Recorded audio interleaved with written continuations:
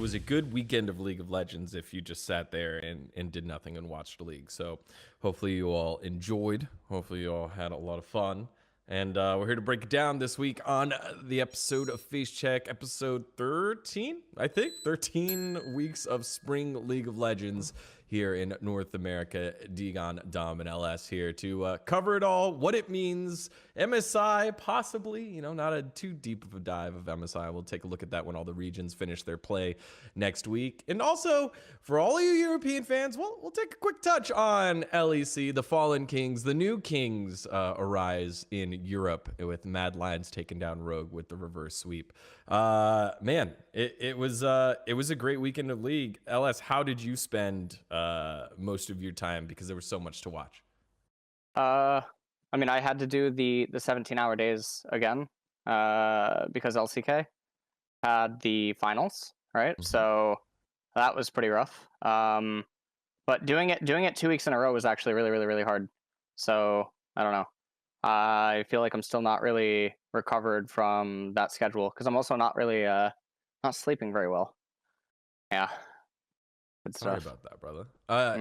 I two things. Is Nemesis there now, right? Is he there now? He's in quarantine. Okay. All right. Yeah. So he's in quarantine there now. When is the adventures of LS and Lemon kick off? I think we don't know when he gets out of quarantine. It's either Thursday or Friday next week. But yeah, I don't know what the situation is right away. And then the other question, I was talking to someone about it. Is it incorrect to call Damwon Gaming still? Is it just Damwon Kia or Damwon? Yeah, it's Damwon Kia now. Okay. All right. Bad name change. I'm gonna be honest. I like DWG way more than DK. DWG. Like DK, I just think of Donkey Kong, and then like I don't know, man. Like I get all nostalgic and like a little bit sad. Like I don't know. Hey, with Damwon Gaming, man. Well, Dom, how was your I really hate when teams add like stuff to their name. Like I didn't like the TSM Snapdragon thing either. Like I just feel like it's TSM, it's Damwon, like just like the spot. Like you can have a title sponsor, but like does it really have to be in the name? Can't they just be like on your jersey, like highlighted? I don't know. I think Damwon was supposed to get sponsored by Kia a year before they did. Which fortunately they didn't, because then they ended up winning Worlds. So I think that played into it. Well, unfortunately, a lot bigger. For Kia. Yeah. Pretty good. What are other teams that had that, right? So we had Kingzone, Dragon X. I didn't like that either, man. Keep it to your actual team name. That's all I'm saying.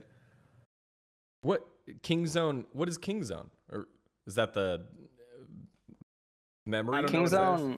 It used to be Kingzone Dragon X. I don't know. I think that was the name of a brand of something, some company. But yeah, I'm not totally sure. I mean, Korea has had a lot of very weird companies. Oh, here we go. There it is. Chat is now starting to hop on in. You had Samsung White. They're still, you know. You had Longju. You had SKT, but that doesn't count. I mean SK Telecom. Like I mean, of course that's a brand name, but I don't mind it as much because it started as that. You know, like that to me, like especially right when you win Worlds and it's like DWG, like it's so hype. I don't know, for some reason, I feel like just maybe this is just how I am, but like the tag in front of their names just looks more hype when it's like World Champions, same tag, like right there every single time. Like if you see DWG Showmaker or DWG Canyon, it looks so much better to me than just DK Canyon, DK Showmaker. It has like that sense of prestige because of the accomplishments they had with the with the team. So when they make the skins, it's gonna say DWG whatever the skins are, right? Yeah, it's gonna say Damwon. I'm pretty sure. DWG. Yeah. Instead of DK, that's what I'm saying. It won't have Kia in there. Interesting. All right. Send us your best names of teams sponsoring, and so I'm talking about you smaller regions that we might not know. BBQ Oliver's is my favorite. There's one here in LA, the BBQ Chicken that's nearby. Okay, well, LCS happened.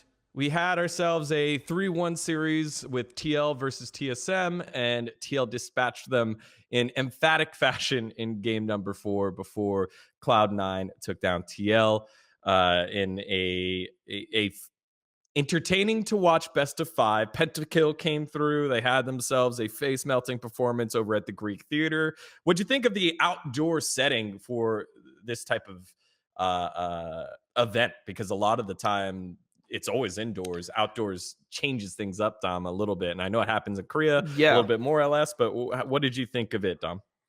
So I actually was thinking about this more. I feel like the teams played like under the level that they would normally play at. And I think that a lot of it did have to do with like the environment. I don't think that the environment was like good at all for the players. I mean, if you just look at Zven, right?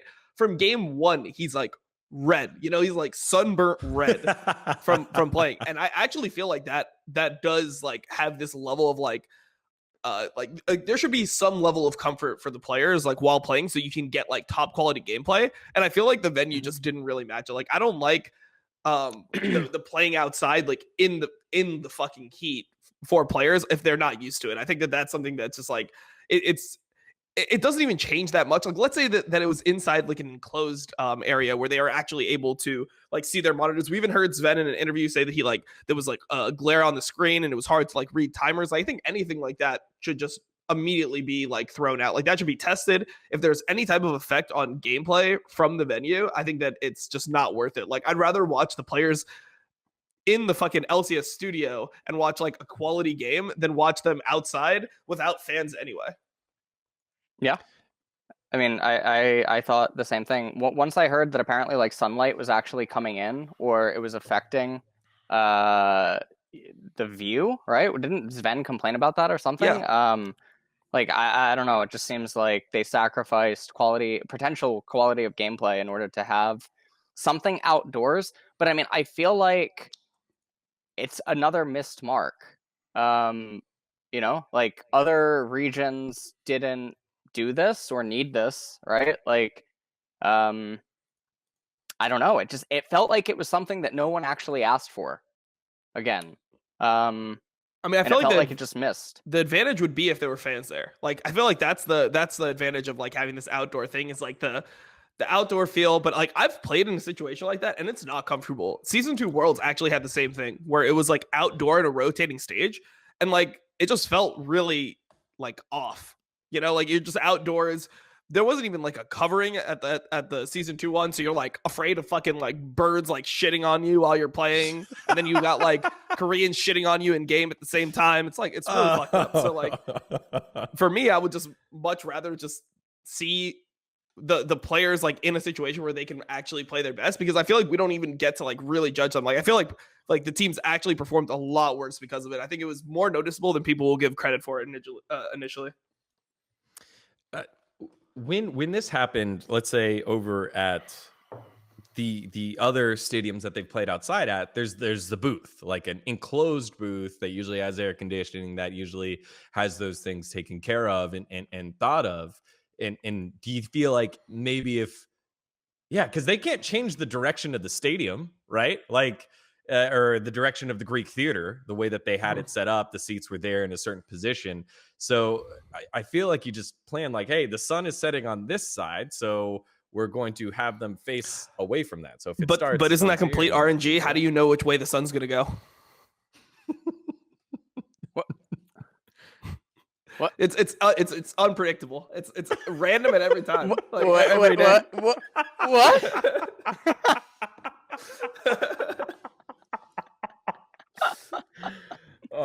So all right.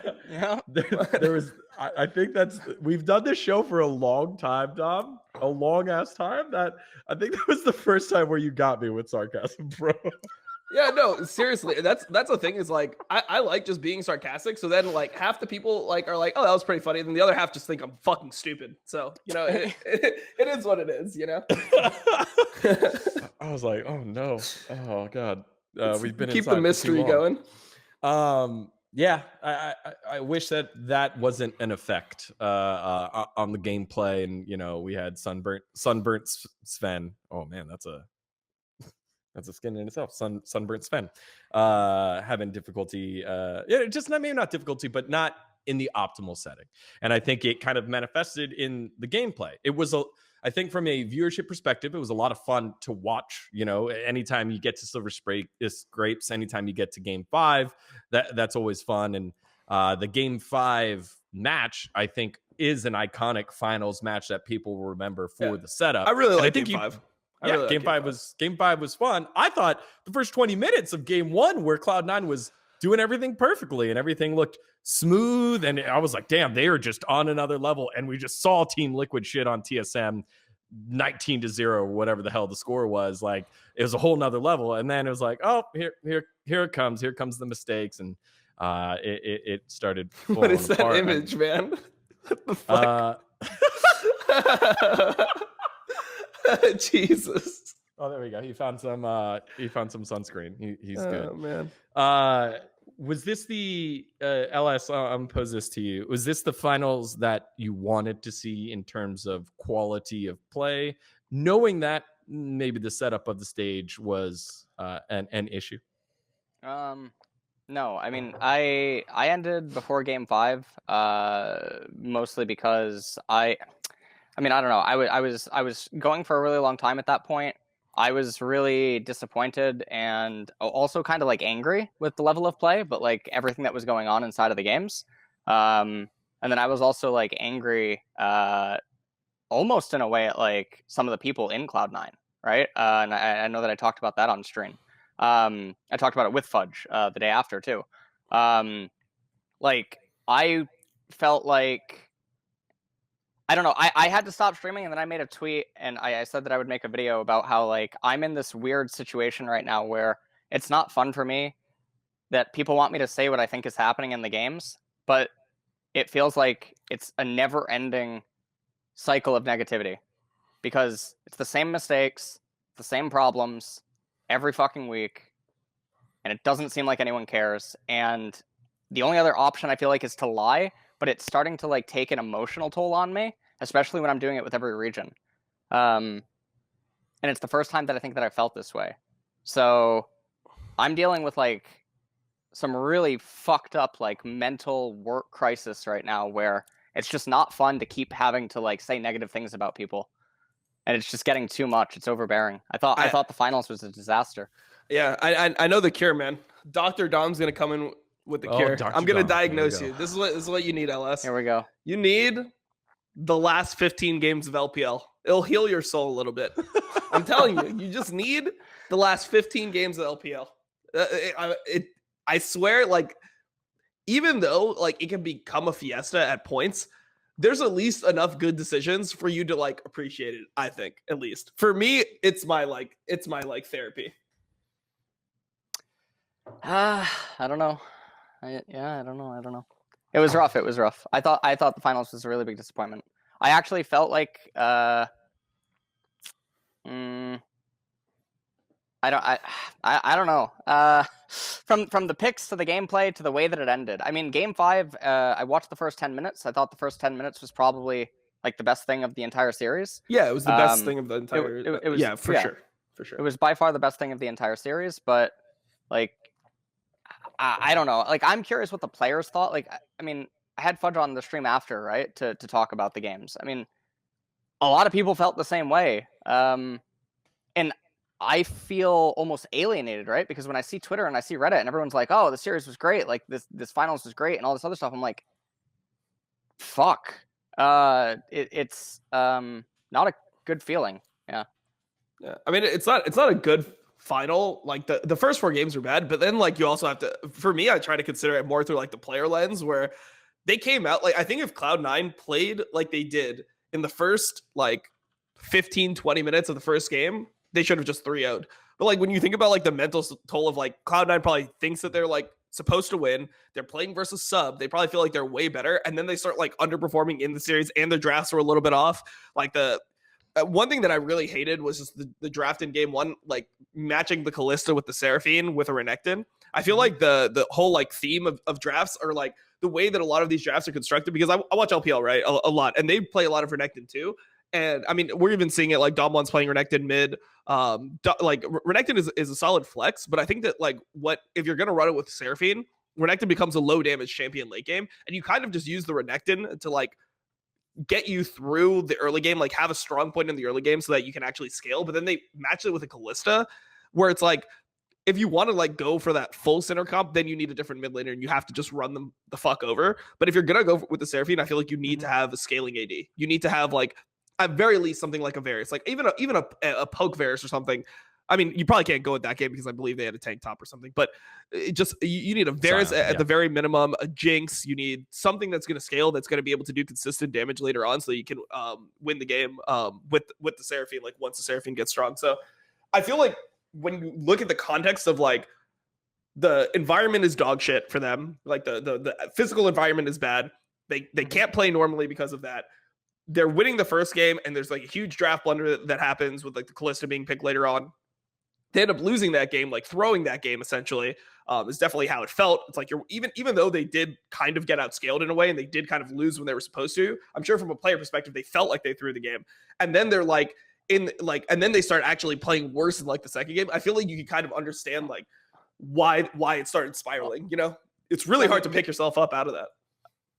This game was won. I remember. I mean, this was another part that I felt really gross about. This game was over, and both Vulcan and Blabber did something so fucking awful that like it's comparable to match fixing. It's like that kind of level. That's strong. I don't know. No, why? Obviously, they're not match fixing, right? But like, I don't know if we have the clip ready for it, but it's the top lane play. Where it's top lane play at 20 minutes, because I remember tweeting out this has to be one of the cleanest 20 minutes ever, and then I was like, oh yeah, game one. Mm-hmm. It's like where they all die, and then the enemy team just like Yeah. But if you watch the decisions, you look at the minimap, you look at the gold, you look at everything that's going on. There's no fucking universe where you pretend that they're actually thinking about the actions that they're committing. Like, I mean, we'll see it in the clip as soon as the clip rolls, but it's just insane. Like, Vulcan, it's loss of focus. It's loss of focus 100%. Like, they're just like, they're stomping the game. But how do you have a loss of focus in game one? I feel like because of like the situation, like they get kind of like lost in like everything else. It's like, oh, like we're gonna stop this team. They have a sub. Like, oh, we're playing outside. Like we can't really like see. Like I think that the fact that they're in such like a foreign like situation and they're already winning, like it's just momentary, right? It's like, oh, like I mean, we're probably strong enough to win this fight no matter what. And I look at the fucking minimap. Look at the minimap. All the jungle camps are coming up. Okay, there's no turret plates. There's no fucking turret plates. You need what? If 4 of you share that turret gold, you get 120 gold. You're gonna lose the fucking game over 112 gold. Are you kidding? Vulcan, no one can follow you. What are you doing? This is really bad. What the fuck are you doing? Now on the flip side, it's flash for flash. Victor doesn't have flash for dragon, right? But then everyone goes keep behind. On committing. This gets fucking better. Wait for Blabber in a second. This is the fucking icing on the cake. I mean, Renekton's gonna go back down to bot lane. Renekton should let the fucking turret die. Okay, so 112 gold on the turret. Makes no sense. Now it's going to come. Blabber's going to go down. Holy shit. Also, it's insane to me that even Armao is looking... Look, he's going to flash. What the fuck? They're both bad, man. Why is TL even looking for this in the first place? Why is Hecarim there? But then why the fuck does Blabber flash? They're both terrible. Like, it's just And Cloud9 gives away so many shutdowns this game. They give up so much EXP. The waves are now in favor of Team Liquid. Yeah, all of the jungle camps are respawned on both sides. They lose fucking everything. What's the call there? What is the call there that possibly could be? Is it like, hey, I have TP, I can TP there, and Alphari's already ulted? I mean, I assume it has to do something with the fact that Hecarim has no ult. So they like, I assume it's just like the simple Hecarim has no ult. Can we one shot this guy? Like we have Seraphine ult still. We have Kalista ult. Like they feel like they're stronger than they actually are. But like in reality, it's so unnecessary to go for this. Like especially when they're Renekton is bot alone and the Sion is already rotating up. Like you already got the turret. Like. The first play is bad, but I mean, it's salvageable. And then the second play is significantly worse. Blabber flashing in is a lot worse. So from my perspective, they're both fucking up. TL's looking for something that isn't possible unless Cloud9 consents, like in a really disastrous manner, right? Hecarim should already just be turned around and be on his camps. Like that's the most obvious fucking play in the world. Yep. there's nothing possible unless both people consent to suicide. That's ultimately what it is. But for some reason, Blabber flashes onto Hecarim, but there's no possible follow-up. And then my chat, so this was the fucking cherry on top. I'm with Crowny, and my chat's like, oh, it's just a different play style, or Blabber just wants to play fast pace. No, you fucking moron, dude. It's just wrong. It's not play style. It's not a preference of fucking opinion. It is actually impossible for any of the Cloud9 champions to do anything, even if they were scripts. But what if Blabber just felt like opinion. What if Blabber just felt like it was a good flash, LS? Oh, okay. Well, I mean, that's well the then, Honda yeah, MVP. I mean, man. he's trying to farm his flash usages. They're gonna come out with a stat with that one day. Well, the thing is, players flash 2,000 times. This is what you don't understand is that lucidity boots actually like increases. The lucidity boots combo. It reduces your flash timer. So to get full usage out of it, you need to be flashing on cooldown. Yeah. Okay. Cool. Yeah, the number of bear slaps is actually the way that they're gonna measure it here in the future, if you're great or not. And to when I rewatch that the third or fourth time, if they back off after they take the turret, I think the call is like, hey, zone them off, take the turret, and then we can back off. And then Dom, thanks for putting the piece in there. I think it was like, hey, he has no flash, let's turn, let's kill him. And he has no ult, right? Like Hecarim has no ult, but I mean, it's also like, unless you have immediate follow-up CC on a champion like Hecarim, like, I mean, I'm not sure in this game. I know some people do the sudden impact Ravenous Hunter, which I think is a lot worse.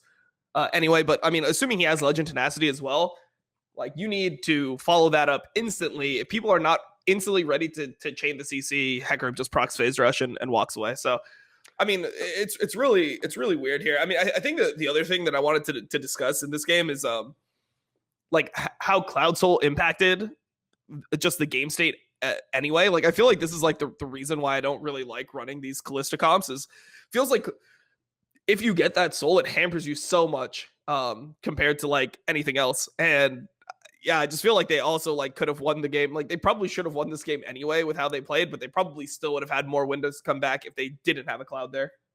Like, it just reduces like one of your win conditions instantly. So, yeah. I mean, the other thing, go for it. The other thing that was discussed a lot about this game was how Cloud9, Team Liquid's game plan here was very clear. It was, hey, scale. They talked about it on the broadcast. We want to withstand the early barrage from a Callista, Seraphine comp from the top lane, Renekton, get to Jensen, carrying, get to tactical, playing relatively safer, which is why I pulled up the Xayah. But it wasn't like when we got to the late game stages of this match that Cloud9 was getting ran over. It felt like the other thing that they were lauded for was how long their composition kept in the game based off of the fights, and I guess Team Liquid not being able to capitalize right away. And that was something that caught my eye as well later on. You had the big Baron fight right here that you're seeing, that Vulcan makes a play, gets on in, and pulls Cloud9 back into the game. What can we say about the resilience of Cloud9 and their composition here in game number one? I mean, they already threw. Like, I don't know. It's really weird. It's because like they're already through, but I don't even like TL being here and like starting Baron and like letting the Renekton approach. I mean, one thing that I did like, if you want to talk about positive things here, is that Fudge like realized that he was that he should be looking for the Hecarim flanks. A lot of like one of the things I see a lot of NA teams don't do is use their Hecarim as a flanker. Like, the Hecarim will just be grouping with the team, and then just like they'll be like, all right, like I can chem tank at them here. We're like, sure, you do actually have enough movement speed with Ghost, E, and chem tank to engage straight on, but there's so much counterplay to Hecarim ult, right? Like, you can just flash it, you can jump it. Half the champions in the game have movement abilities. Xayah has ult, whatever. The fact that like Fudge was actually able to battle Armao off the flank was pretty good in that fight, and then the fact that Armao is even looking for the flanks in the first place was like pretty nice. I was like, oh, okay, like somebody is actually using Hecarim properly for once. So from a jungle perspective, that's something I could appreciate there.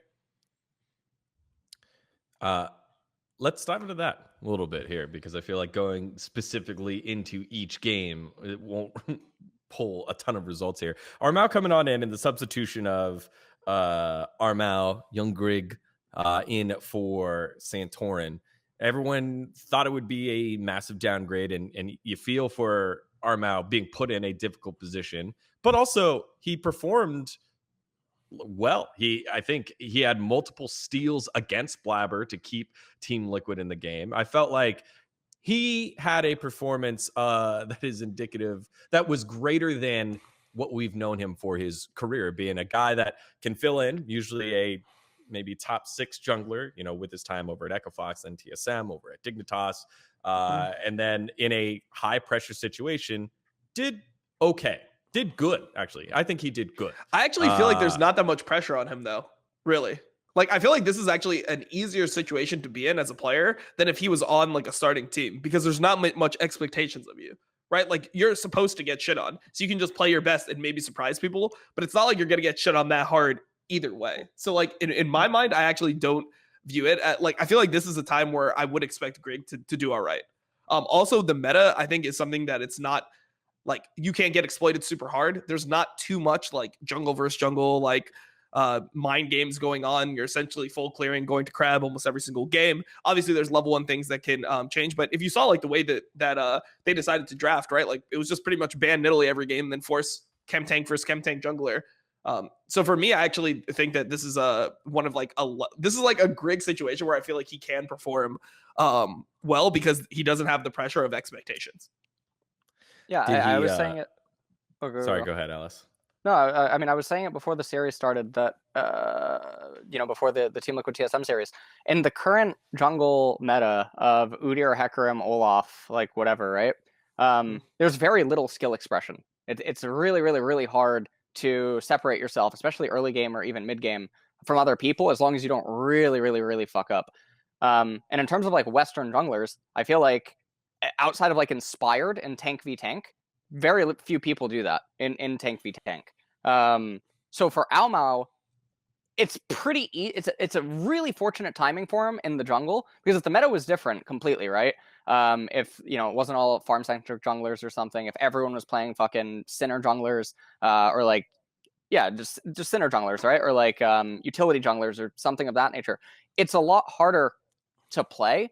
But his games here are very streamlined. Full clear into, does my mid or top or mid or bot have prio? He didn't even play the early games well. Like, that's another thing that I want to throw in here is, like, he survived because, like, the game was going well, but he had, like, a bunch of huge mistakes early game that just because, like, TL was able to win some of those games or, like, go even in some of those games or come back or whatever because their other players are good, he just ended up like just not getting credit for. Like, imagine doing that, like what he did early to that Renekton, where he goes up to the wave, he's like trying to help Alfari push up top, walks up to the wave, gets one shot by the Renekton, Alfari dies too. Sure, you can always, like, say, hey, maybe he's being called to do that, but still, like, being able to play the situation well, knowing your limits, like, those are things that I feel like he messed up on really hard, and then he just gets a pass because of what the meta is. Yeah.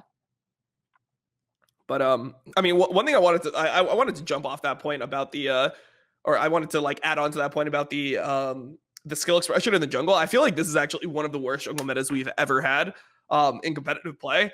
And the way that I kind of, like, view it is this, like, normally what you want in competitive play is you want to be able to, like, see player styles. Like, you can watch a player, and if they're playing in a skill expressive meta, you'll be able to tell the difference, right?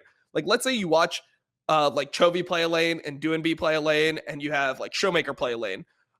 If they're playing skill expressive champions, you'll be able to, like, tell without even knowing, like, seeing their nameplates, which one is which, right? Like, you can tell them apart based on, like, how they move their champion, the decisions that they make, etc. And that's, like, kind of what makes League of Legends, like, an art form. And that's why I like watching League, is because you can see, like, hints of who the players are, like, almost as people based on how they play, like, just like their mentalities and things like that. And this is like a meta where and I thought about this earlier. This is literally a literal shower thought. If you take players right now and you look at Elyoya play Udyr, Inspired play Udyr, and Blabber play Udyr, right? It's pretty hard to tell which one's which. You can tell based off maybe, like, what other people are doing and how the pick is being utilized with their laners, which one is being piloted by which player. But it's really fucking hard to tell compared to, like, some other things. Like, another time that, like, a champion was meta was, for example, Lee Sin. This is why I think Lee Sin is so healthy for pro play. If you looked at somebody like Karsa play Lee Sin, and then you compared that to somebody like Selfmade play Lee Sin, and you compare that to somebody like Blabber play Lee Sin, right? You have those three Lee Sins in 2020. You would have gotten three obviously different, distinct play styles where you could see what makes each player good. Like Karsa was more of like the supportive, like he was much better about like covering lanes, like following up on plays, like knowing how to use his laners to set himself up for success. When you look at Blabber, he was a much more like dual heavy Lee Sin, because there's a lot of things you can do with the champion, right? Like Lee Sin could in certain metas 1v1 the enemy jungler, so you could play for like your level 6 power spike and to 1v1 the enemy jungler. You can look for like second respawn red, second respawn blue, pair up with your laners, and you could do something. If you looked at somebody like Selfmade play Lee Sin, he was like the biggest playmaker out of them, right? Like he had probably the smoothest mechanics. You could look at a team fight and be like, okay, look at what the player just did. Okay, that's a self-made Lee Sin. Like even if like, and I'm somebody who's a Lee Sin hater, right? A lot of the times I was somebody who in competitive play, I was like, oh, I don't think Lee Sin's the best pick here. But at least the fact that it was viable allowed for some level of skill expression where I could tell the players apart. Where right now I feel like it's just a complete failure of not only balance, but also like the item changes, because the whole idea was supposed to be item diversity. And I see Chemtank being built in every single game except for the Nocturne game. And I feel like that Nocturne game is a prime example of why people are so unwilling to play it. Sure, the Nocturne wasn't played well, but you have to play so much better, and you can't make even close to the same amount of mistakes if you play like a Karthus and Nocturne. You can't make close to the same mistakes as you can if you play a Hecarim or Udyr, right? Like if you're playing Karthus and you just ult for no reason, like you just do a dumb fucking ult and it's down in the early game, you can lose the game off that. Like it could be like, oh shit, like now our Karthus is just like completely useless. He wasted his ult. Now he's exploitable. He can be like collapsed on in the jungle. Like there's so many things that can happen in the game to hurt him. Whereas like Udyr and Hecarim are so fucking brainless. So I really, really, really dislike the jungle meta. I feel like it's ruining what I want to watch pro play for, which is like seeing skill expression between the players.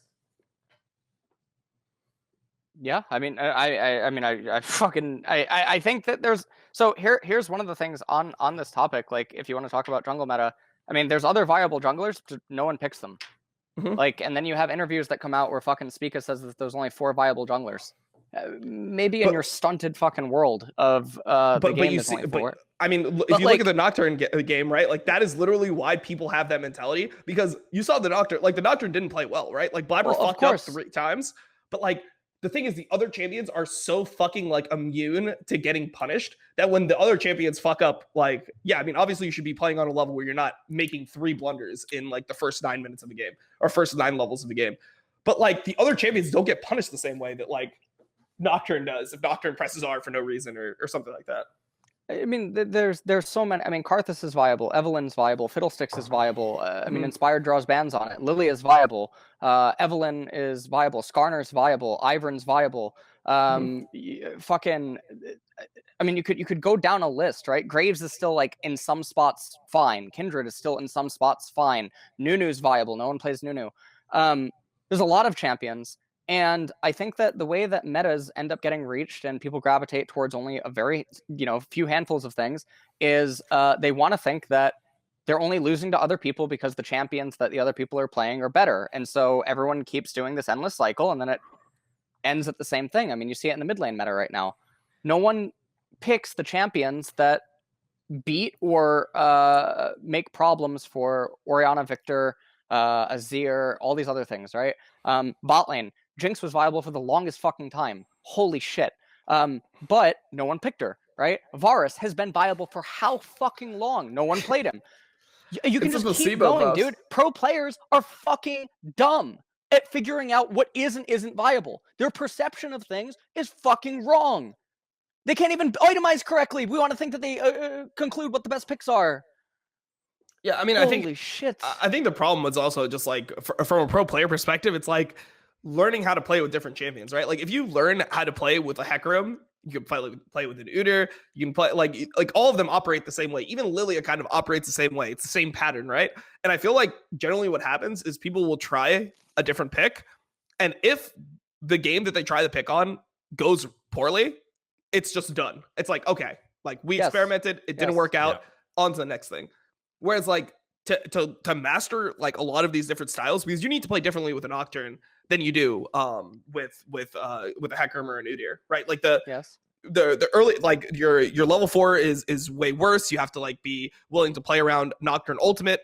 There's a lot of different like mind games that you could use with the Nocturne ultimate, like how you finish objectives, how you deny vision, how you team fight. One thing specifically that they do a lot in LPL is they abuse the vision range of Nocturne a lot more. So they pair Nocturne with long range AD carries, because essentially you Nocturne ult, and even if you don't go in on the Nocturne ult, your AD carry can hit and the other AD can't hit. And that's enough of an advantage where like you're just going to win the fight off it. You don't even have to like reactivate your R, but it's a different playstyle and it's less intuitive. And to me, I just feel like once they get lists late in the season, it's just about like perfecting what they're comfortable on rather than like going outside of the box. And I mean, they didn't really like C9 didn't really need to do anything too crazy in order to win. I mean, sure, they did that good level one, that good level one in game 5.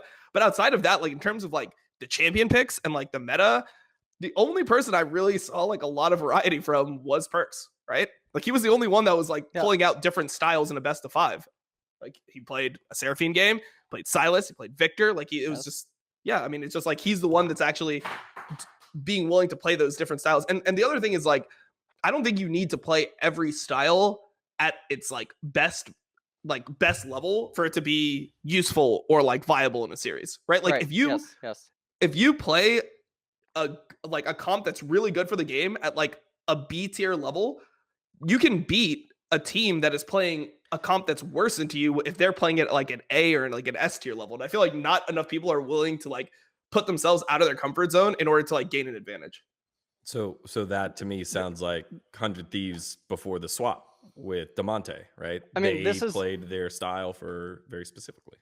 The most comparable thing, so the two analogies I've been using lately, right, is that in card games, right, there are pro players that are really good at playing decks, but then there are pro players, or there's people that are actually designated like deck makers, or they have an affinity for figuring out new sets, like new releases, right? They understand how the pieces of the puzzle go together better than other players, right?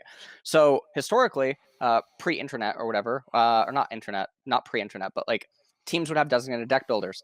Another analogy that like comboing off of what Dom is talking about like playing a B tier or a B tier, like playing a comp. Yeah. Something you play at a B tier level, but it might beat an S tier comp because it thematically counters it. It's the same thing in a trading card game. Maybe if you play 2 tier 1 decks that are a mirror matchup, the other person might actually be better at that mirror matchup than you. But if you play a deck that's designed to counter that tier 1 deck, but it loses to so many other things, but in a vacuum, it's designed to counter that tier 1 deck, it doesn't matter if you're not really proficient on it. You have an innate advantage that's going to make up for your incompetency on playing that fucking deck. Yeah. Due to other factors. This isn't fucking hard, man. No. Holy shit, it's not hard to understand. Yeah, I just feel like in pro play we have go for it. We have like 40 unique champion picked and banned on average, right? In all regions. Mm-hmm. Like on average, it's like less than 40. There was one series that went to 5 games that had 26. Yeah, we hit on that. We hit on that fact when I thought you meant 26 picked. That's not that bad. Fuck, dude. I think the thing that how's your hairline doing right now, LS? Can you give us a little check? I'm so burned out because nothing I'm saying is fucking wrong. These are demonstrable things in like other esports, other fucking games that are commonly understood in them. But for some reason, because people aren't doing them, people use fucking appeal to authority logic and claim that it's not possible, but it's fucking bullshit. Like, it's so fucking sickening, dude. I'm losing my fucking mind. It's been 2 years of this. That's what I'm saying. 15 games of the LPL. That's all you need. That's all you need in your life, man. That's all you need, because you'll be able to see some variety. I mean, I like when players have the confidence to pick champions that are outside of their comfort zone for games where it's good. And that's kind of like why I respect Perkz so much and why I've always considered him like the go to the West. Because you get to see it in that game 5. I feel like that game 5 was a good example of like how many NA mid laners would pick Silas there? Honestly, how many NA mid laners in game 5 of finals would pick a champion where you actually have to like do something on the map in order to get an advantage just because it looks good for the game, because they have a Hecker multi-steal, because they have like whatever, I don't know if there's an Alistar in that game, whatever, because he has good ulti steal, and because like he thinks that he'll be able to make an effect early game. Who else is going to pick it? I don't think any NA mid laners would play that shit. Like, I don't think that Perkz would have played it in a game 5. Like, if you want to go back a season, I don't think that Jensen would have played Silas in a game 5. I don't think that these players are willing to do that. It just feels like as series progress, instead of like people looking for like advantages and like reading the tendencies that the enemy team has in draft and then like trying to like think about counters to it, people are just like, they'll just go into like the 50-50 matchups. It'll be like, nope, Victor Orianna. I swear, any other mid lane combo, you just get Victor Orianna on the last game, or like a Zier Orianna or a Zier Victor or one of those, because they're just like safer to play. Showmaker pulled out Zillion at one point. No one's playing Zillion. Zillion's really hard, right? He takes he is kind of awkward to learn how to like play with, right? But like that's what practice is for. No one is like what else? It took forever for people to start picking Seraphine, right? Like people are just really slow to adapt. She's still not being flexed to the same extent that she should be. Varus is like finally showing up, right? But he's been viable for how long? And get the fuck out of here if you think the 6.8 AD at level 18 is the fucking reason that Varus came back into the meta. It's the same thing with Jinx. It's like, so Jinx got the massive health buff, right? Like at level 1. How often do you actually see like a fight happen in the bot lane in pro play and the Jinx lives with like 40 health and you're like, holy shit, there it is. That's the 40 health. There it is right there. That's why he won the situation. Like, it never happens. It never happens. This is something that's been prevalent in League though for a while. Back in season 7, it was Ardent Sensor that hadn't been touched since spring, and people didn't start building the Ardent Sensor meta until summer. I mean, Ardent Sensor didn't change. I can give you the Soraka example, right? So at Worlds, what was it, 2019, right? Worlds 2019, Soraka, who eventually became a menace, right? In spring 2020, Soraka became a menace. Soraka existed at Worlds in 2019, but she was better at Worlds 2019 because she had Kleptomancy. No one picked her. No one knew. No one tried her. No one found her. She fucking existed. No one played her. She was actually worse in spring 2020, but then she became a menace. Now Soraka's also in a really fucking good spot in competitive. She's been buffed like 4 times this year alone, right? And the items are completely steroided for her. No one's playing her, but she's viable 80 carry support and fucking mid. Even top is a counter pick in some spots. No one plays her though. But we already talked about Soraka and Seraphine and Karma and these champions and why people don't want to play them. That's funny to me because when G2 did that, right, back in their series in the winners bracket finals against Mad Lion, remember? Grabs was just getting crap on. Why is Reckless playing Karma? Why is that a thing? And I think there's probably a lot of not enough deep analysis on why that makes sense, why they would do that in the first place. It was more results-based analysis on like, yeah, you have Reckless play it, put him on 80 carries, put him on damage dealers. Don't think about the math that's behind it. And I mean, again, that wasn't even like the thing I hated about that is that wasn't even like close to the reason why they lost. Like Caps, essentially the whole idea was like, yeah, I mean, in that team comp, I mean, essentially the 80 mids that Caps were playing are just strong, right? Like Lucian and Trish are just strong picks, and then you have the Karma like to amplify them, and they executed that part of it great. Like they were able to get Caps lead. It was everything else that happened around it that made G2 lose those games. Like I thought Caps played extremely well those games, especially with like the Karma shields and stuff. And yeah, I mean, I just didn't have a problem with the actual like drafting there as much as I had a problem with like the gameplay. I don't know. It just seems like people are very results oriented when it comes to draft, extremely results oriented when it comes to draft. And I mean, we're seeing it a lot in NA, right? Like the NAR priorities is through the roof now. And it's because like, it's easier for these teams to just play NAR themselves than actually beat a NAR. Whereas like internationally, you can see people like exploit the NAR a lot harder by just doing things that you can like practice, right?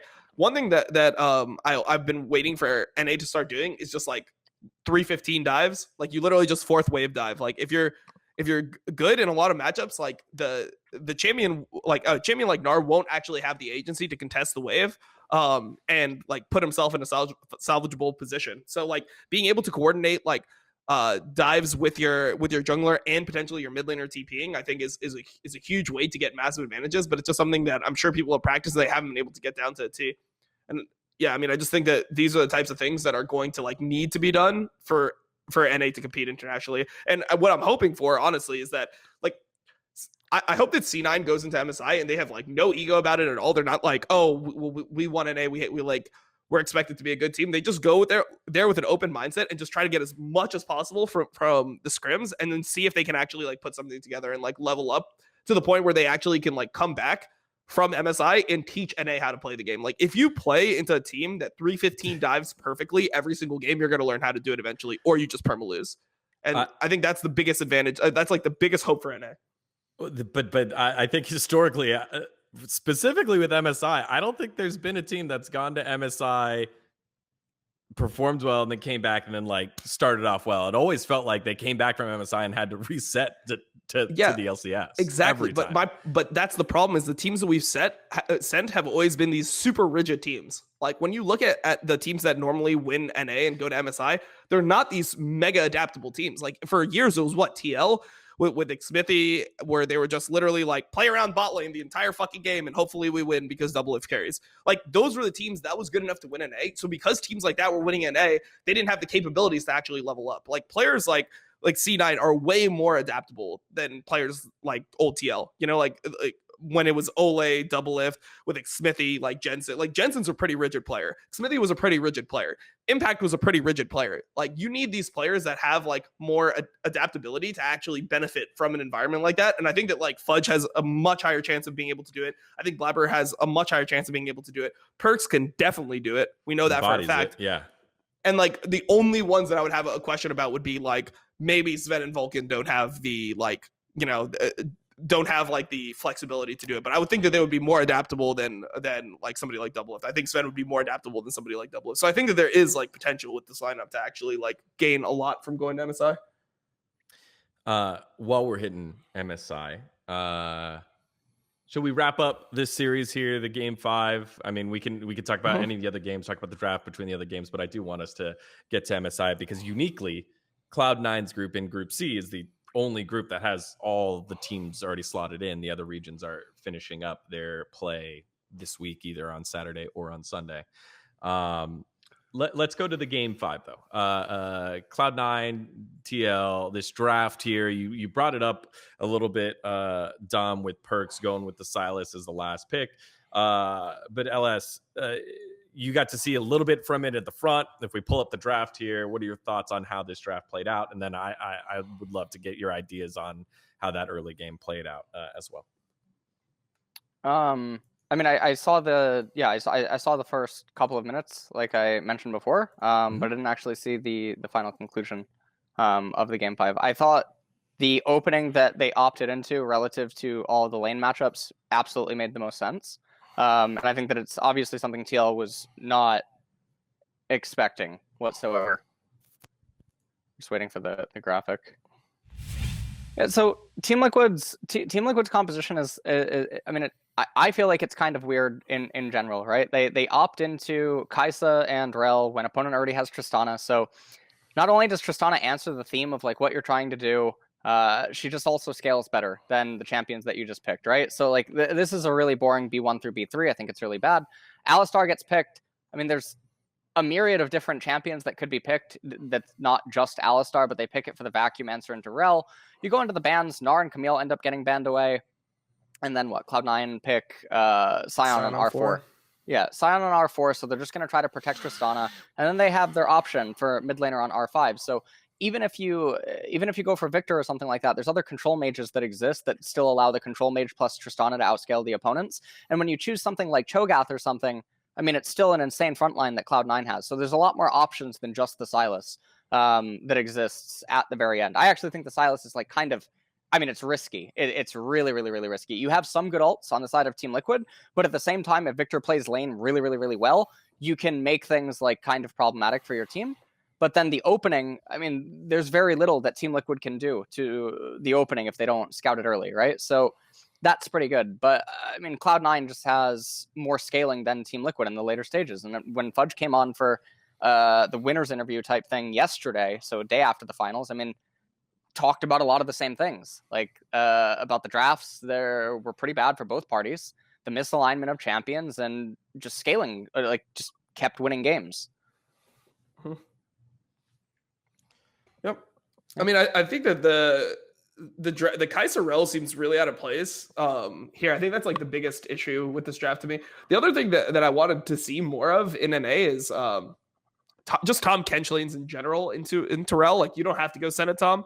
Senna-Tom is one of the good ones. I think it's under prioritized. Like I don't know how Senna just makes it through every single ban phase, but like into Rel, I mean, we've seen it multiple times that like you can play pretty much any hyper carry plus Tom Kench into like a Rel Kai'Sa, and you're just gonna have more scaling, and you're gonna have lane pressure, which is just like it's just OP. So, yeah, Varus Tom, Senna Tom, Jinx Tom, like all these work out, and I think that and TL showed against TSM in that final game that they were willing to play it, but then they just didn't play it against C9 here. Yep. Yeah.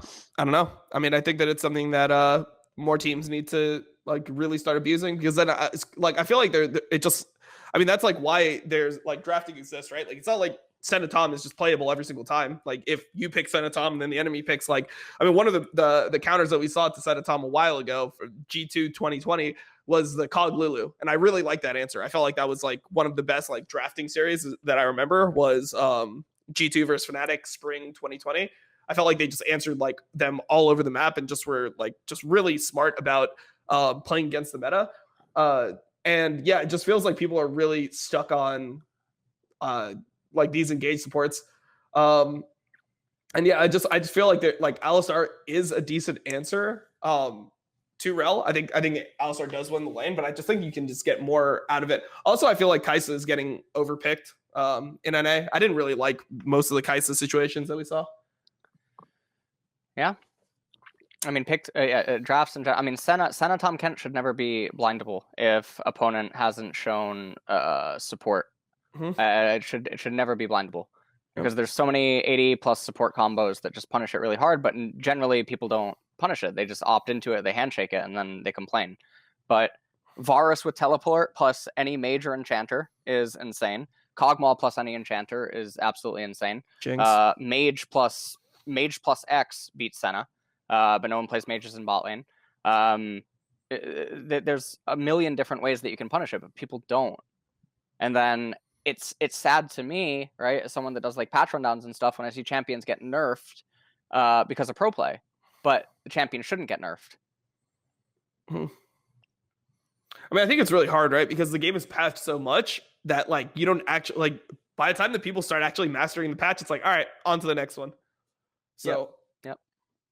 I wonder if we'll ever get to a point where there'll be like less frequent patches. I mean, it feels like, I guess, Riot's like really, really stuck on, patching every 2 weeks, but it'd be pretty nice to see, if they changed it to just once a month, like how much that would affect the game. And if the game would like get better because of that. I honestly think that it probably would, because it doesn't feel like you get to actually like learn League of Legends with the current patch schedule. It's just like try to find what's the most broken on the patch right now and just fucking play the shit out of it. And like right when people figure out like, oh, like how do we counter it again? Because it's a thing where you have to just like remember it. I know you always say like, oh, like it's about remembering themes so that you don't actually have to like go into it.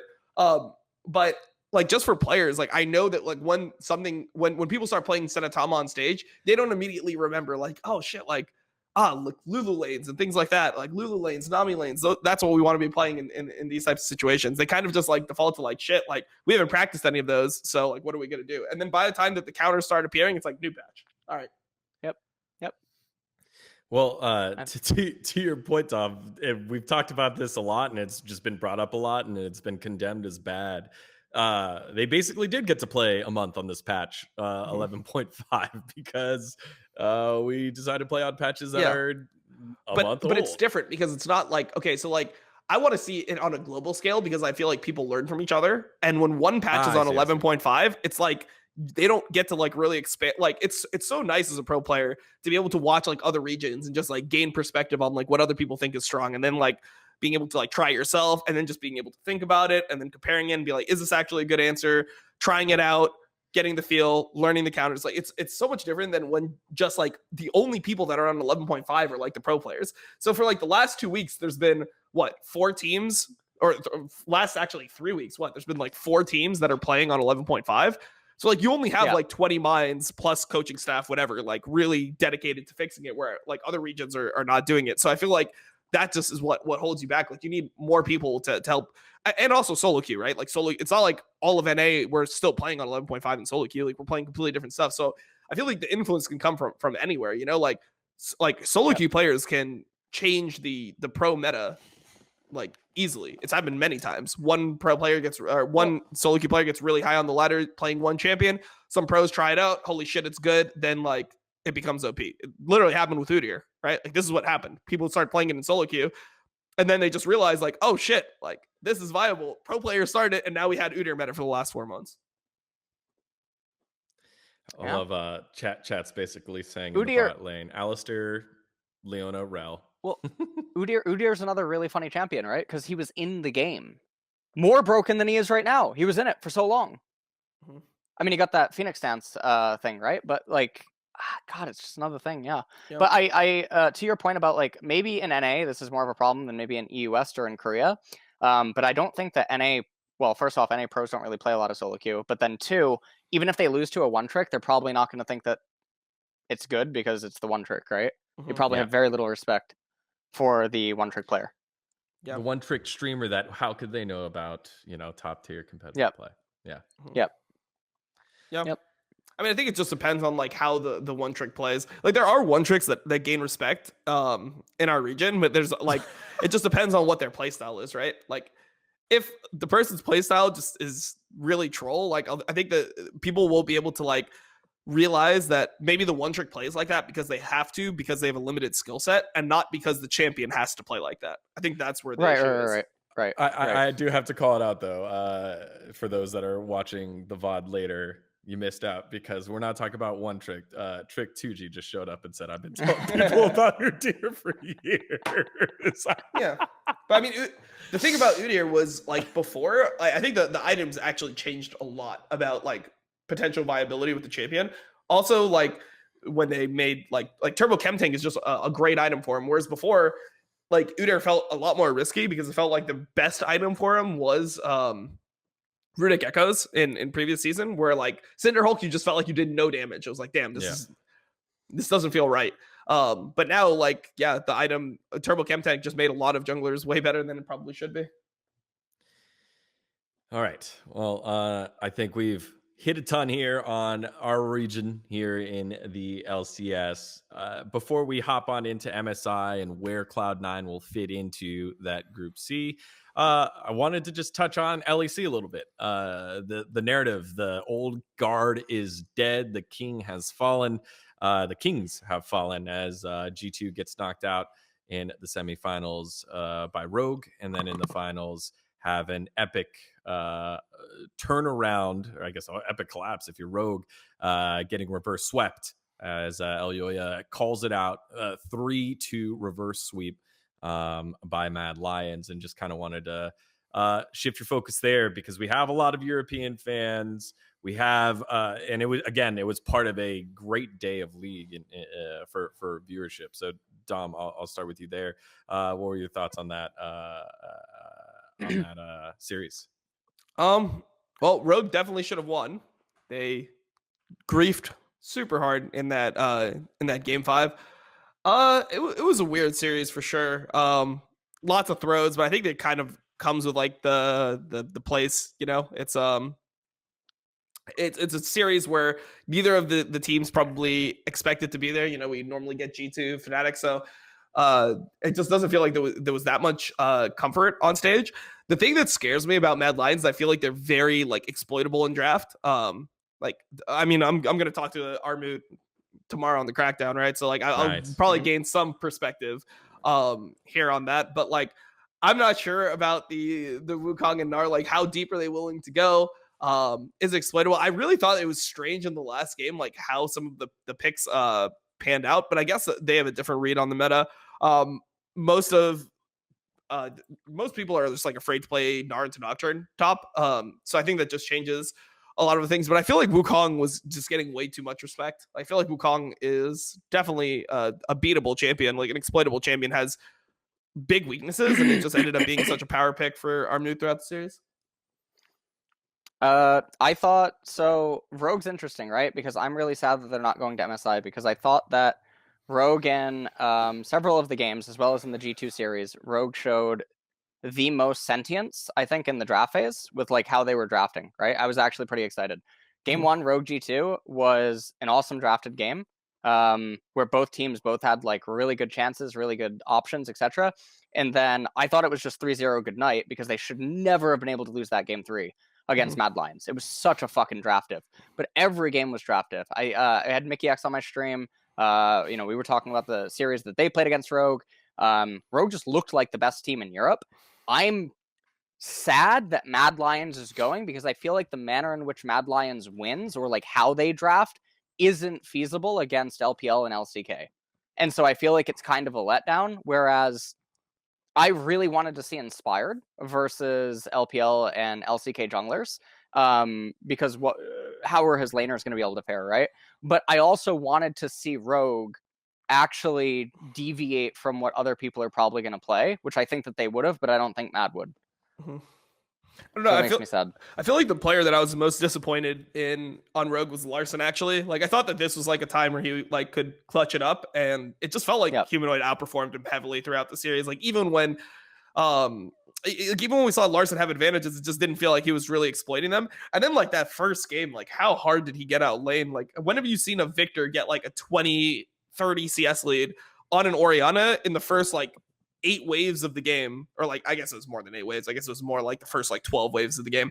But like when you see an advantage like that, where like not only does the Victor force the Orianna back, the Victor also has a freeze, and he could have kept it. The only reason why he pushed out was because Rogue was trying to like they're trying to progress the game through like dragon and things like that. So I actually thought that like this was I mean it was definitely probably the best series I remember Humanoid watching. He really just put the team on his back. So yeah, respect at least.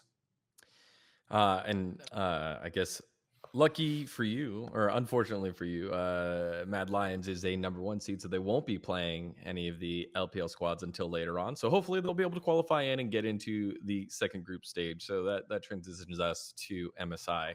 And again, tier 1 squads, LPL, LEC, and Korea are the tier 1 squads. The tier 2 squads, VCS, LCS, and PCS there. And so the only group that has their season finished first based off of just the way the regional schedules were made was Group C, where we have Damwon Kia, Cloud9, Infinity Esports, and good old Detonation Focus Me, still alive, still kicking with that same core group of guys. That Wait, is it the same core? It's Evie, Steel, Saros, and Utapon, dude. It's the same guys that are still there. Yeah. So what is I got something on Detonation Focus Me. So I don't know if it's going to end up happening, right? But here's an interesting thing. So for the first time ever, apparently a LJL team is going to remove their entire main roster for like a certain period of time or something, and then try to only boot camp in Korea and then bring the main roster back because they want to try to win LGL. But Detonation Focus Me apparently just wins like Japan all the time, or they're like considered the best team. Yeah. It's the first time I've ever seen a region or a team consider doing something like this, right? This would be the equivalency of like Cloud9 fielding their academy roster for LCS for like a couple of weeks, prior to a split, or like during a split, right? But prior to the split, the main team just goes to like Korea or China for months and then like returns to try to, go on a win streak. CLG did this, right? CLG did this back in but to give up a split. Did they do that? No, almost give up a split?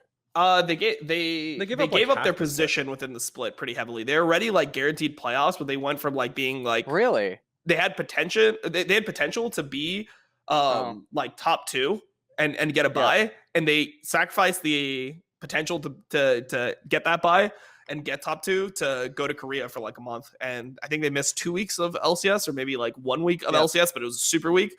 So they ended up actually coming into that playoff like lower seeding than my team. But yeah, I mean, of course, then I had to clap out Doublelift in playoffs. So it is what it is. Like, I was waiting for you. I was waiting for. This is what it is. Like, you don't ban Nunu versus Dom season 4. Like, you just go lose the game. Like, it just is what it is. What's really interesting is Group B, I think, is kind of resident sleeper for like a lot of people, but in an interesting way, I actually think the viewership's going to be insane. Right? You have CB LOL and Mad Lions are both in there. Mm-hmm. And you have Turkey and PC. Like, that's actually that's probably a high viewership like game, like when you factor in all the streams. You know what I mean? Maybe not for like English, like English streams, but like that's actually a fucking banger group for viewership. That's really good for Riot. Actually, that it probably goes good. Group B, Group A, and then Group C in terms of viewership and eyes on it, because we know how passionate the Campeonato Brasileiro de LoL region is, as well as the Turkish region, and how many passionate fans always turn out every Imagine time. your Cloud9 and Dom on your group gets the least viewership. Actually. What the fuck, dude? Maybe. Oh my god. I'm down to see some international Dom appeal versus of Cloud9. I don't know. I just feel like Cloud9 is gonna have. I feel like that's like probably the worst team for them to play against. I mean, probably the worst team for anyone to play against. But I think that Cloud9 specifically matches up like much better. What I'm interested in is like, I hope that like the final four of MSI is still the LPL team. Doesn't matter who it is. Dom1, Mad Lions, Cloud9. Like, I hope that at least we get that, because I would like to see Cloud9 play against Mad Lions at some point, and I would like to see like what team is actually better right now, because I don't think that Mad Lions is like. I think Mad Lions is pretty exploitable. I tweeted about this, but I think that their champion pools are exploitable. And yeah, I mean, I feel like they can definitely be beaten a lot easier than like G2 or Rogue for Cloud9. I mean, I think Cloud9 will get out with it. Yeah, Cloud9, Dom1 are both going to get out. Mad Lions is going to get out. I don't know enough really about the other regions, so that one's going to be exciting. I'm sorry, OCE, but there's no Cinderella story. And then, So just for clarification, if people don't know, it's kind of different than any other format that we've seen before as well. So like the adaptation, it is 3 groups of 4.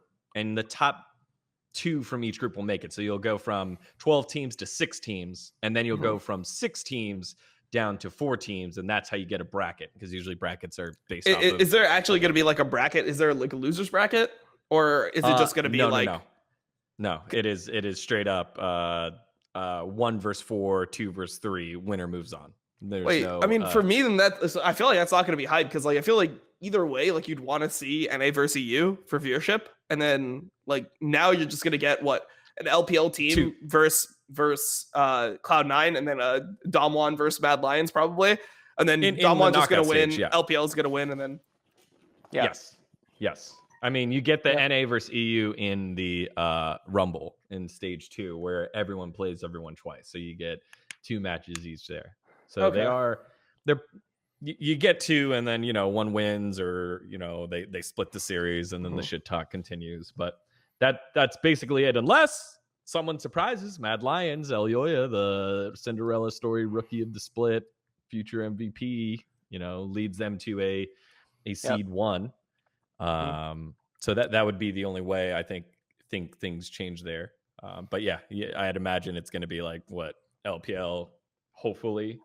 LCS against LCK, LEC in the knockout stage. Yeah, that's so rough. I mean, either FPX or RNG, it doesn't matter. Both teams are fucking strong. I can't see anyone besides for Dom1 potentially beating them. It seems too hard. That LPL playoff final is April 18th. So it's this Sunday, or is it 18th Saturday? Yeah, it's Sunday. This Sunday, depending on the time zone, depending on your region. So that's going to be a hell of a series between those 2 storied franchises. Is that the only major region that's left? VCS has their championship as well on Sunday. That one will be Saigon Buffalo, which I guess used to be Fengbu Buffalo, against Gigabyte Marine. So the return of Levi to the world stage, possible there. Are there any other interesting series here that possibly we should keep an eye on? The TCL playoffs? Who's in TCL finals? I have no idea. TCL is everyone's favorite name, 1907 Fenerbahce Esports against Istanbul Wildcats? Yeah, apparently they're like, so what Holy Phoenix, holy shit. Yeah, what Yamato told me is that Istanbul Wildcats was actually a better team for Fnatic to scrim against than some LEC teams. Like the team actually like performs pretty well at scrim, so it could be interesting. Who knows? Maybe TCL is gonna top Group B. Mad Lions gonna come in second. They're gonna choke against Turkey again. They get shit on by Turkey 2 seasons in a row. And we get the Istanbul Wildcats representing first seed Group B. Yeah, someone had to represent Europe. So you get the Turkish team, and then let's see, what are the finals here at the Brazil? In Brazil, it's Pain Gaming against Vorax. Vorax has a roster full of players. I don't know. Wait, what if the TCL top laner just shits on Armut, and then he takes Armut's spot, just like Armut took Arome's spot, and it's just perpetual. It's just a perpetual Turkish top laner switching in for Mad Lions every split. Holy, that'd be great. That'd be perfect. And then Armut we got Fudge comes versus to NA. Honestly, Yeah, I don't get think Fudge versus Con. Look, Great. one thing that I wanted to talk about, I swear, what I've learned most from watching Damwon and FPX, just both of them play with Con and with Nuggery, it just made it look to me like Nuggery is just on a different level than Con. Like, I feel like Con is just, he is like really, really exploitable. Yes. Like Con seems like very like, I'm like role playing that I'm Damwon's top laner, but to me, I think Damwon looks weaker than they did at Worlds. They are. Oh, by far they are. I mean, it should have been actually possible for Gen.G or T1 to beat them, but unlucky. That's the only that's the only series out of all regional finals that was a 3-0. 3-2 against Rogue, 3-2 against Team Liquid, and then all the other teams had 3-2s or 3-1s. So it's a funny, probably just interesting that the results don't reflect the reality of that damn one were exploitable. All right, I feel like shorter show today just because we had less amounts of matches to break down. We didn't even really talk about TSMTL. That's so sad. Yeah, 19-0. Like they went out with the bang. Wait, here's the question: do you think by next split, TSM will start prioritizing Soul over Baron?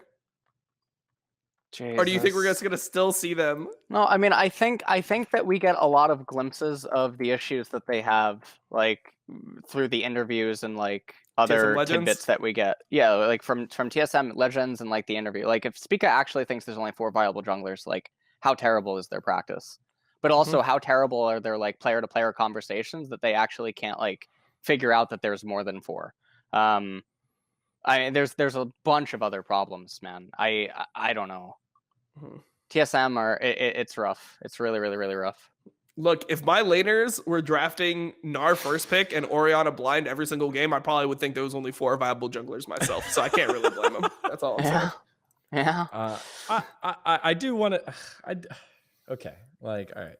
I do want to say though, like, this is Bjergsen's first year coaching or first split coaching, and I think, with coaches, there's probably a way of like, hey, there's a lot of empathy towards like, I want to trust my players and what they believe, what they think before you sit down and start cracking the whip and being like, hey, we need to have more than just 4 junglers. We need to not just open with Gnar. Like, and so I don't want to deter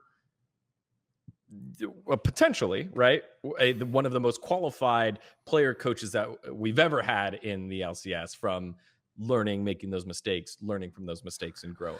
Oh, I don't think that it necessarily has to do with Bjergsen. I feel like maybe there's a world where like Huni is performing so poorly that you actually have to draft like that to have any chance of winning the games. Like that's a thing that you have to consider when you're talking about coaches. It's like coaches don't have this like, oh, everyone can play everything or like everyone can play champions at a level. Like you could end up in a situation where in order to match up versus other teams, you actually are so limited by what you can draft that you just like have to make these types of decisions. Like if you play anything other than Gnar, and you don't have Nocturne up to play into the Gnar, like maybe Huni is just getting run over every single game. Like you've tried to play like Jace top, you've tried to play whatever counters you want, you've tried to play his Lucian top into Gnar, you've tried to play Triss top into Gnar, you tried it all and it just doesn't work out. So the only chance you have to like actually get the top 3 in NA is by sacking like ideal drafting.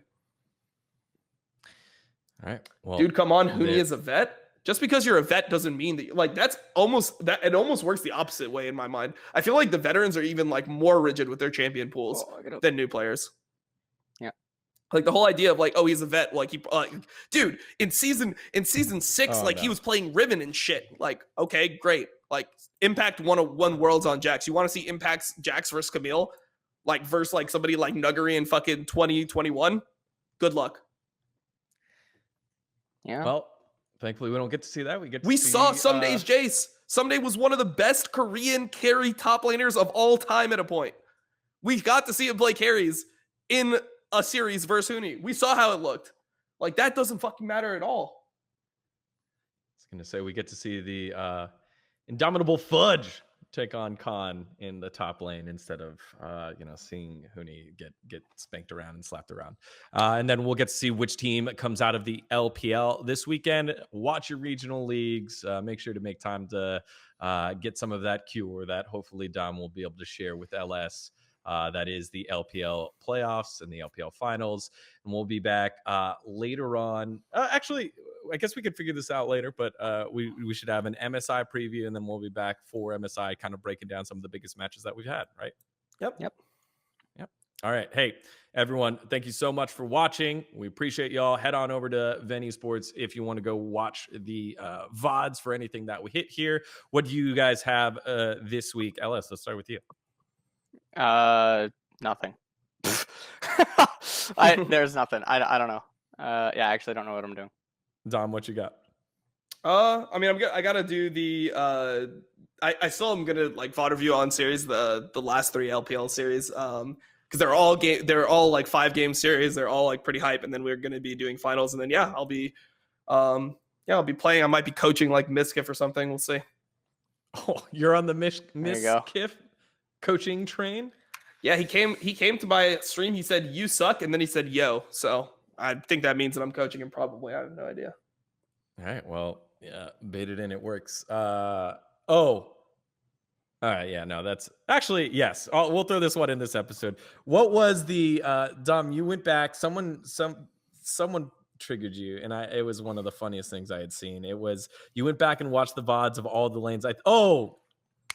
It was the qualification match where as someone said, you got jungle gapped by oh yeah, high, and went in and got super.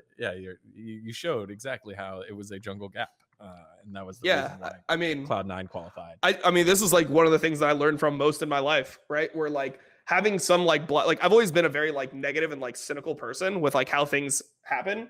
And I think in season 5, I let the fact that I performed well and I didn't get the results I wanted, like just make me think that it's impossible to get those results, where like if I stuck with it more, like I like, who knows what could have happened. So I actually reached out to Odo and talked to him about it. Like I would really hate to see players that are close give up, because for me, I did that. Like I was performing well and I gave up because of like pretty much one like really bad series.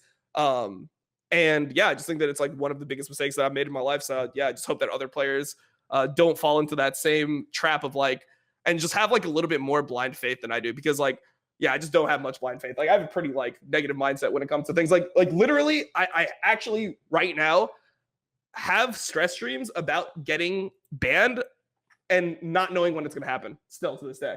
So I think that that's something that like, and the other thing is like, it's so much better if like you can actually just say that you won a championship, right? Because like, literally, that's people's mentality. People, even like I see it to this day, people will rewrite my career and say that I was like a bad jungler, or I was like an average LCS jungler, and that's like why I had to like quit and like stream, and like just being able to like have a championship changes everything, changes your complete narrative around your entire career, right? Like no one cares if you go back and you watch season 5 and you watch me shit on all these pro players. No one cares if you didn't win, right? People think that if you were good enough, you would have got a title at some point, no matter what. So I think that that's like something to just learn from for everyone else, that like, if you want to have a solid legacy, you need to at least have one championship. That's right. He has a championship. Yep. All right, everybody. Thank you for tuning in. Guli, adios. Goodbye, everyone. Have a fantastic week, and we'll catch you guys for the next episode of Facecheck. See ya.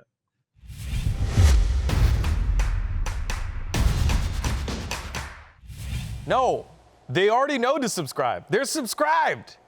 Why wouldn't they subscribe? We give them free content all the time. Look, there's more right here. Why wouldn't they subscribe? They already know. We don't have to tell them.